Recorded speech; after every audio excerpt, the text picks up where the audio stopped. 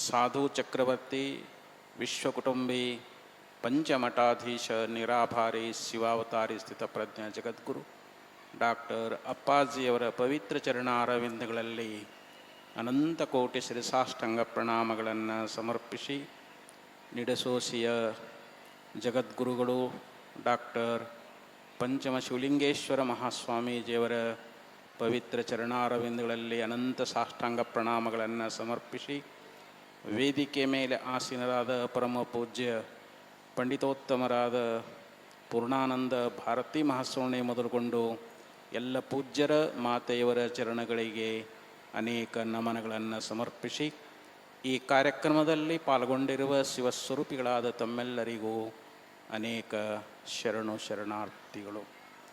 ಇಲ್ಲಿವರೆಗೆ ಜ್ಞಾನಿಯಿಂದ ಈ ಲೋಕಕ್ಕೆ ಏನು ಪ್ರಯೋಜನ ಆಗ್ತದೆ ಅನ್ನುವಂಥ ವಿಚಾರವನ್ನು ಸಮಗ್ರವಾಗಿ ವಿಸ್ತಾರವಾಗಿ ತಮ್ಮ ಉಪದೇಶಾಮೃತವನ್ನು ನೀಡ್ತಾ ಬಂದರು.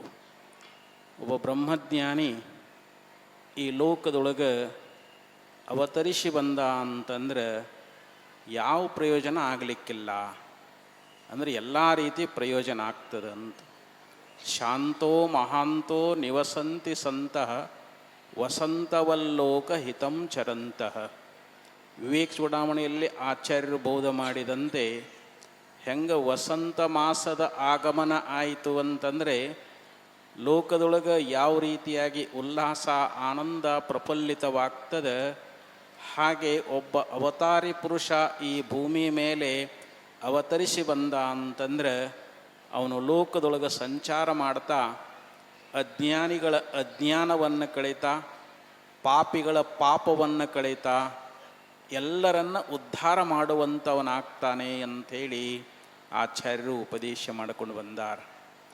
ಅಭಿವಾದನಶೀಲಸ್ಯ ನಿತ್ಯಂ ವೃದ್ಧೋಪಸೇವಿನಃ ಚತ್ವಾರಿ ಸಂಪ್ರವೃತ್ತಂತೆ ಆಯುಃಕೀರ್ತಿರ್ ಯಶೋಬಲಂ ಅಂತ ಹೇಳಿದಂತೆ, ನಾವು ವಿನಯದಿಂದ ಭಕ್ತಿಯಿಂದ ಒಬ್ಬ ಜೀವನ್ಮುಕ್ತನಾಗಿರ್ತಕ್ಕಂಥ ಮಹಾಪುರುಷನನ್ನು ಸೇವಿಸಿದ್ದಾದರೆ ನಮಗೆ ಅಲ್ಪಾಯುಷ್ಯ ಇತ್ತು ಅಂತಂದರೆ ಆಯುಷ್ಯ ವರ್ಧನ ಆಗ್ತದಂತ.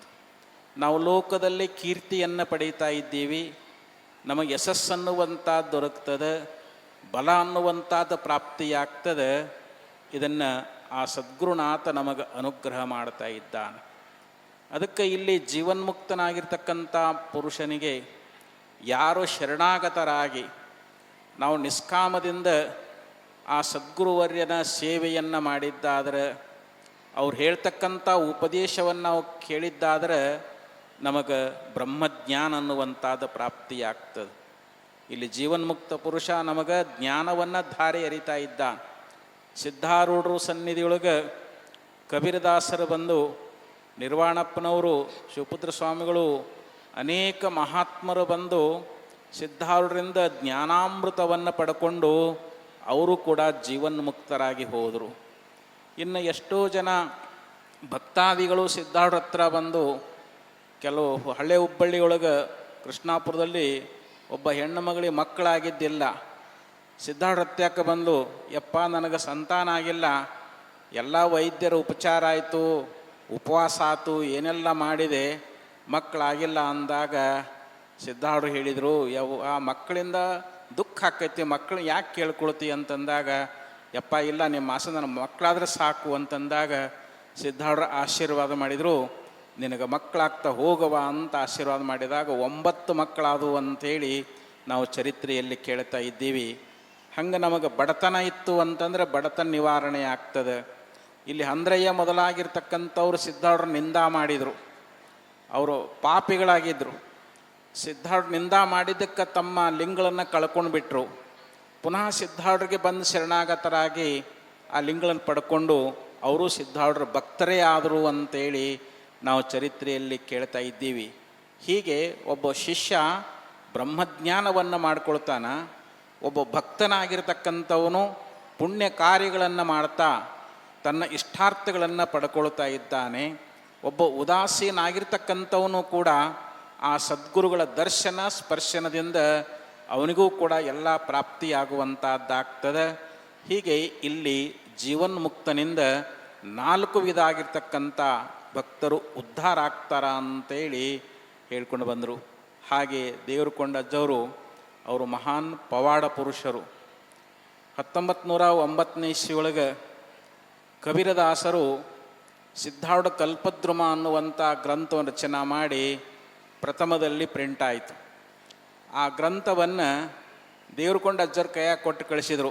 ನೋಡು, ಖಾನಾಪುರ ತಾಲೂಕು ಚಿಕ್ಕಮನೂಳಿಗೆ ಹೋಗು, ಈ ಗ್ರಂಥವನ್ನು ಪಾರಾಯಣ ಮಾಡಲಿಕ್ಕೆ ಹೇಳು, ಆ ಊರೊಳಗೆ ಒಳ್ಳೆ ಸುಭಿಕ್ಷೆ ಅನ್ನುವಂಥದ್ದಾಗ್ತದೆ ಅಂಥೇಳಿ ಕಳಿಸಿಕೊಟ್ಟಾಗ ದೇವ್ರಕೊಂಡ ಅಜ್ಜವರು ಬಂದು ಚಿಕ್ಕಮನೂಳಿಯೊಳಗೆ ಅಲ್ಲಿರ್ತಕ್ಕಂಥ ಹಿರಿಯರನ್ನು ಕರೆದು, ನೋಡು ಇದು ಸಿದ್ಧಾರೂಢ ಕಲ್ಪದ್ರುಮ ಈಗ ಪ್ರಿಂಟ್ ಆಗ್ಯದ, ನಿಮ್ಮೂರೊಳಗೆ ಇದನ್ನು ಪಾರಾಯಣ ಮಾಡಿರಿ, ಸಿದ್ಧಾರೂಢ ಪೂರ್ಣ ಆಶೀರ್ವಾದದ ಅಂಥೇಳಿ ಆ ಗ್ರಂಥವನ್ನು ಓದಲಿಕ್ಕೆ ಕೊಟ್ಟರು. ಅದು ಇಂದಿಗೂ ಪಾರಾಯಣ ನಡೀತಾ ಇದೆ.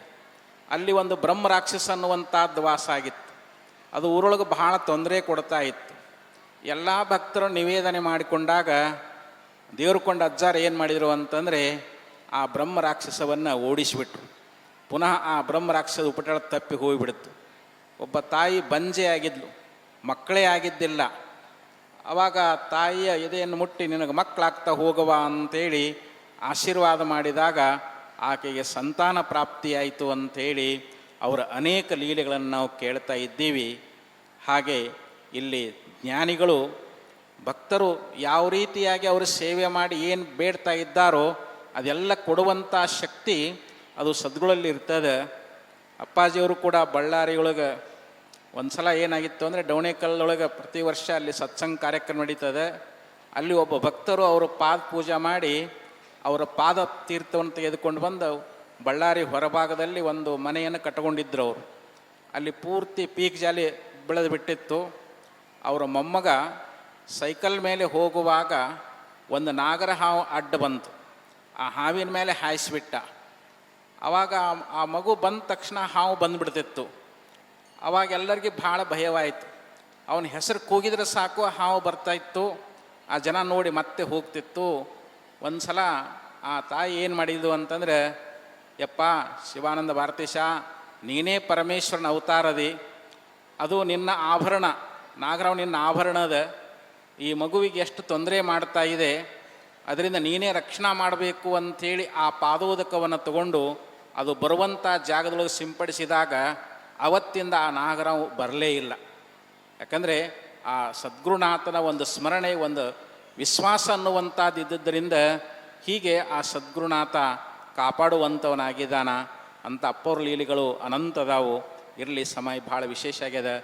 ಇನ್ನೂ ಪರಮ ಪೂಜ್ಯರ ಅಪ್ಪಾಜಿಯವರ ಆಶೀರ್ವಚನದ ನಾವೆಲ್ಲ ಕೇಳ್ಕೊಂಡು ಧನ್ಯರಾಗೋಣ ಅಂತ ಹೇಳ್ತಾ ಈ ಎರಡು ನುಡಿಗಳನ್ನು ಅಪ್ಪವ್ರ ಚರಣಕ್ಕೆ ಅರ್ಪಿಸಿ ವಿರಾಮ ಮಾಡ್ತಾ ಇದ್ದೇನೆ. ಓಂ ತತ್ಸ.